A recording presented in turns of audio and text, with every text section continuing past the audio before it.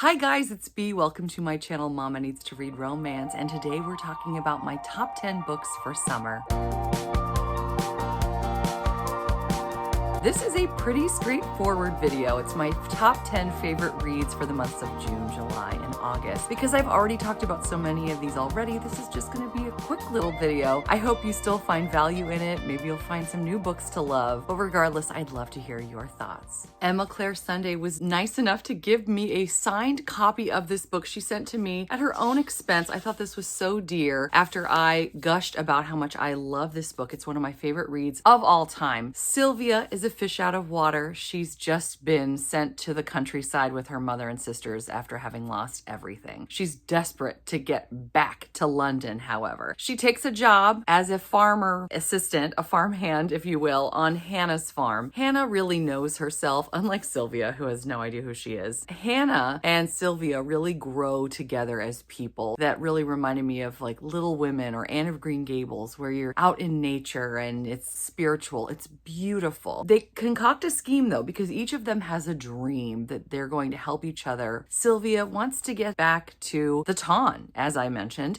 and in order to do that, she needs to wrangle herself a rich husband. We have Hannah, who's willing to pretend to be her lady's maid in order for that to happen. And once she gets her man, that rich man will pay for her to open up her very own cheese shop. Now, I know that sounds like it's out of nowhere, but I adored the way that food was described, cheese especially. It was so cozy and comforting and comfortable and yummy. And when I read the summary initially, I was like, wait, what? A cheese shop?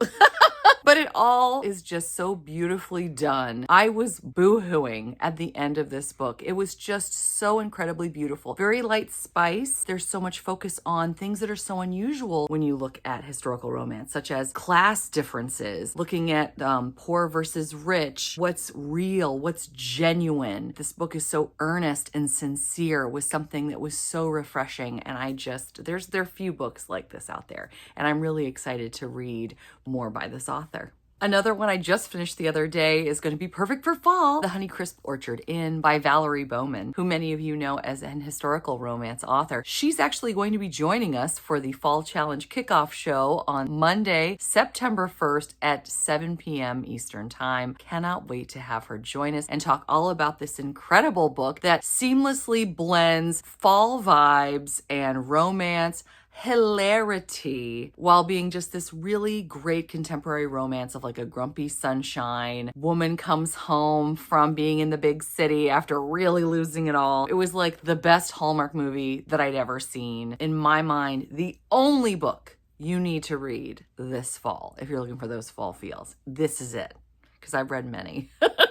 I just went to Goodreads to glance at my notes to make sure that I'm telling you everything as fresh as I can. From a book I read back in June, this is Savannah Royals by Lindsay Barrett. And the reason that I mentioned that I went to Goodreads is because I am shocked to see that this book only has 188 reviews so far. How can that be? This is like a hidden gem. This was such a fun ride. It's essentially like The Great Gatsby, but in Savannah, Georgia. We have a woman who is very much morally gray. She grew up with nothing, joined a gang very young. It was actually just a bunch of kids at the time, but as they've grown up, they've become like the gang to beat in Savannah, Georgia. The ringleader of said gang has placed our heroine in a finishing school. The purpose of the school, of course, at this time in the early 1900s is just to get a man, and we're greeted with a lot of old money. This is a great opportunity for their gang to infiltrate all these high class places. The thing that our heroine doesn't expect is that she winds up falling for one of her marks, one of these incredible cinnamon roll sweet heroes who is from old money but also wants to make his name as a doctor. He is an incredible human being. He's not the only one that she's romantically entangled with, however, because she is also with the ringleader of her gang, who is completely the opposite of our other hero. What's a girl to do? We don't know where this is going to end up. Who will she end up with? What path will she choose? Good or evil, if you will. I just keep thinking about it. I was so enraptured with the story. I was like, no, I wanted it to unfold like this. You know what I mean?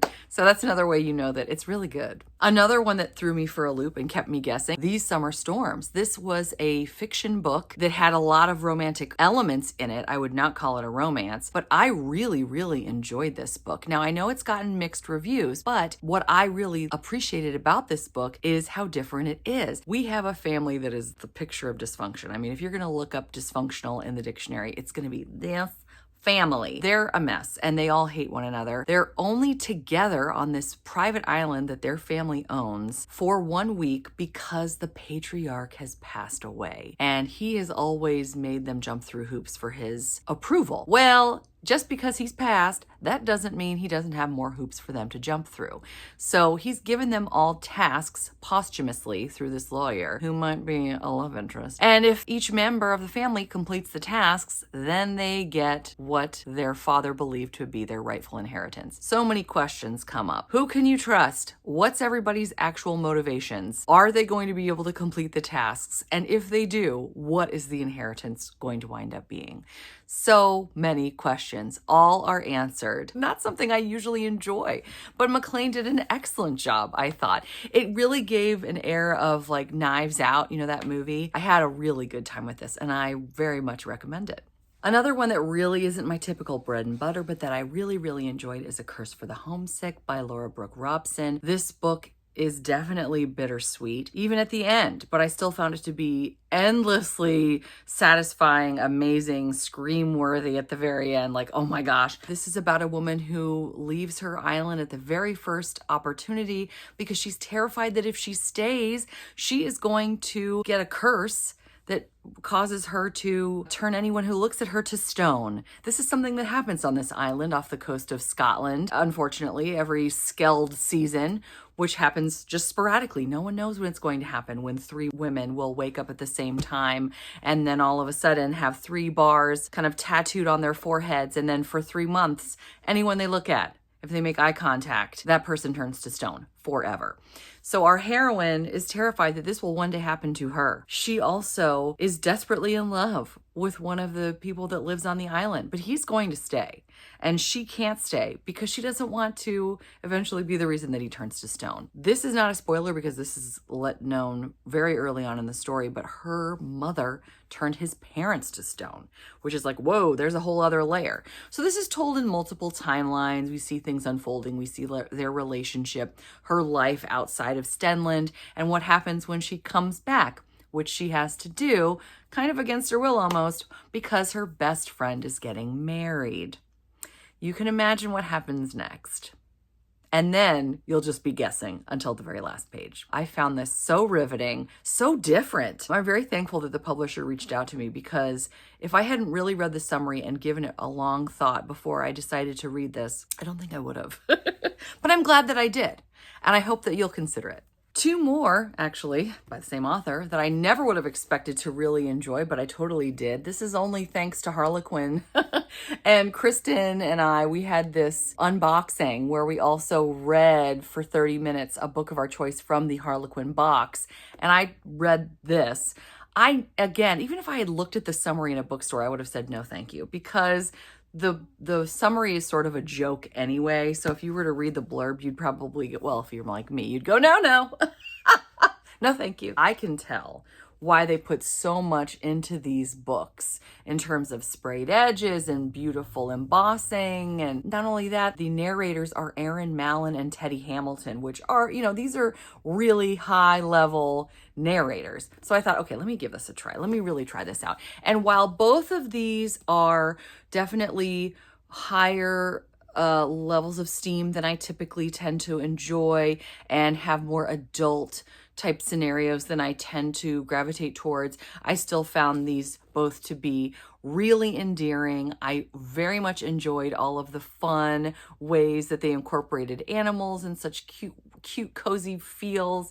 I loved the family aspect of this, even though our brothers are mountain men, they're a bit rough-hewn. Ultimately, though, they have gorgeous hearts and they adore the plus-size heroines who make up the rest of the amazing cast of this series. Really enjoyed the writing, even though, again, as I said, this is not typical for me, but there's just something warm and fun and romantic about these books that I gravitated to them, and I'm going to be reading far more by Amy Dawes. This one specifically is about the second to oldest brother who is wanting to start a family. He misses his father after his father has passed, but he's also been burned in terms of love.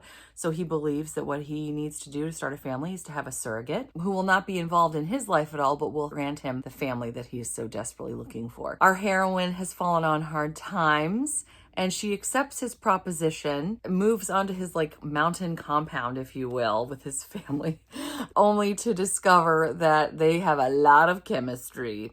And also, he's really dear. So there was a couple chapters I could have skipped because of messiness. And then this one, we have the third oldest brother with a woman who he once ruined her house. He fixes homes for a living. He's a contractor, I guess, and she really hates him after he ruined her bathroom.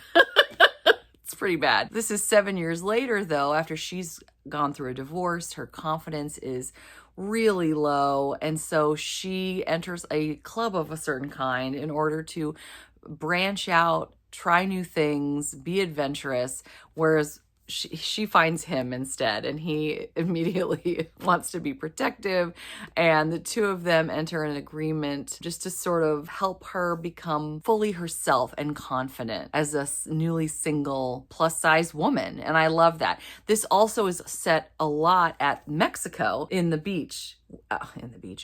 beaches, because of their wedding and honeymoon, which was so much fun. And so we get a lot of fun beachy vibes here as well. So if you're wanting to go on a little staycation, I highly recommend it. I really, really enjoyed Road Trip with a Rogue, which is book 3 of Her Majesty's Rebels. We have a woman who is part of Her Majesty's Rebels, which is a group of women who perform like secret operations for the Queen. And in this book, our heroine is trying to stop an elopement in progress. She unfortunately holds up the wrong carriage, and it happens to be a man who once had a little encounter with her that didn't go so well.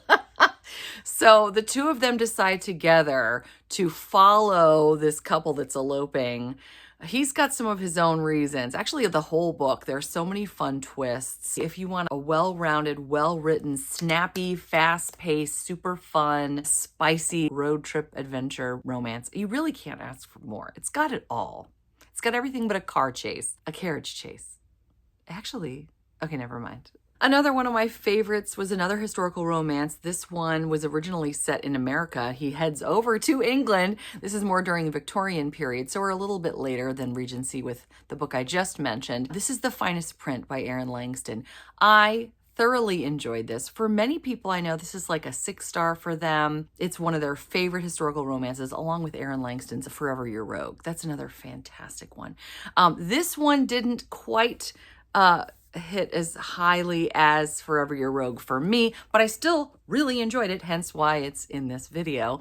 We have a man, as I mentioned, who came from America, left his solid, stable job with a newspaper to hopefully start his own newspaper in England. He's thrilled because it's been left to him. Unfortunately, it's underwater. He's got to get it out of debt if he's even got any hope of making it. And he's like, what am I going to do now? I've got 2 people working for me. I have nothing to print. And I've got like a room full of paper that's not even enough quality to print newsprint on. However, he gets this idea that he could print Penny Dreadfuls, these like a series of stories where people will go weekly and buy the next edition. And they don't have to be printed on perfect paper. So now he needs someone who's able to write said Penny Dreadfuls to get him out of debt. He happens to meet a woman who is an author, and because she's a woman, no one wants to print her stuff. Except for him. He's willing to, if she's willing to print these. And she's a little bit nervous about doing it because it's not exactly respectful work, so she writes under a pseudonym. But what happens next is wonderful. I loved the ensemble cast. I loved all the, the characters that were working at the newspaper office. I loved getting to meet her and her family. Of course, the chemistry between our hero and heroine is initially somewhat adversarial because they're butting heads about what's going to be in the the plot of the story, how it's coming out, you know, how quickly he can print it, etc., etc. But as you can imagine, this workplace romance, it's a lot of fun. There's a great deal of character growth. And because both of them start out so far down in terms of their lives and what they're looking for, you can imagine the incredible payoff and the end of this happily ever after. So much fun. And last but certainly not least, I have to mention book 3 of the Texas trilogy by Lorraine Heath. This is Texas Splendor, featuring Austin, a young man who we grew to know and love within the first 2 books, who has just been released from 5 years in prison as our 3rd book begins. He wants to clear his name because even though he's out, there's still a stigma surrounding him.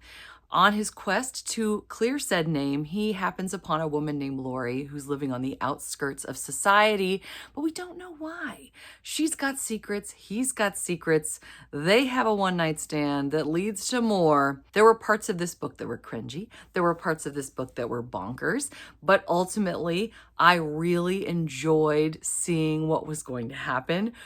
There were things that were set up within the 2nd book that finally we find out what happened in the end of the 3rd. So in many ways, it's quite epic. But another thing that I loved about this story is that we get to see Dallas and Houston, the 2 older brothers, now happily married with children, which, as we may know from having read any Lorraine Heath's, she puts her characters through it. So these were hard-won happy endings for both of these brothers, and to get to see them so happy and content, there's another word beside happy, was really, really satisfying. And I'm really looking forward to reading the 4th book. It's really a novella. It's like book 3.5 in the series, Texas Legacy, featuring adopted son Raleigh, where he gets his happy ending. So I'm really looking forward to that, but it's not on audio. So I need to find time to read it with my eyeballs.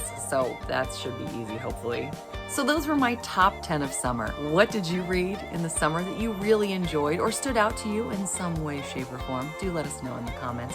Or you can just leave me an emoji that says summer to you. It's your last chance. You might as well. I hope you're doing well. I hope you're enjoying whatever it is you're reading. Until next time, thanks so much. Take care. Bye.